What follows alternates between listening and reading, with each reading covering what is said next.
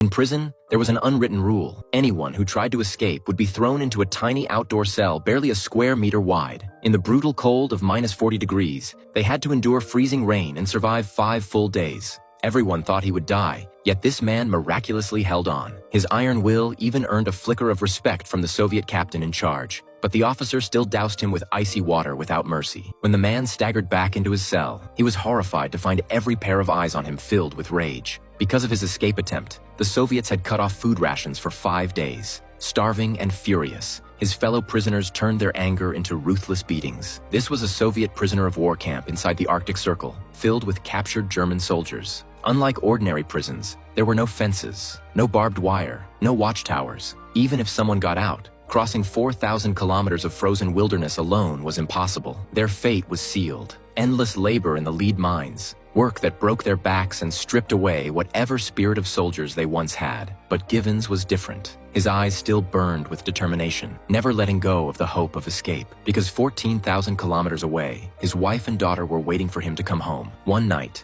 while repairing a generator in the machine room, Givens noticed a conveyor belt nearby. Suddenly it hit him. This was his chance. Without hesitation, he climbed onto the belt, slipped off at just the right moment, and dove into a mining cart. He didn't think about what came next. All that mattered was getting out. But within a minute, the cart hit a wooden beam and came to a halt. This escape was over before it even began. For that, Givens was thrown back into the pit for another 5 days and nights. Yet even then, he didn't give up. He still dreamed of seeing his wife and daughter again. At that moment, fate began to shift. Givens crossed paths with the one man who would change everything, the camp's doctor. The doctor, once a German prisoner himself, pitied Givens and decided to give him a gift greater than life. He told him the camp was filled with lead poisoning. Everyone would eventually die unless they escaped. The doctor had planned his own escape long ago, but cancer left him too weak to act. Moved by Givens' unyielding eyes, he chose to pass the chance of freedom to him instead. He handed over a map, pointed out hidden food caches, and even took off his own sweater to help Givens survive the cold. The doctor had just one request. If Givens made it out alive,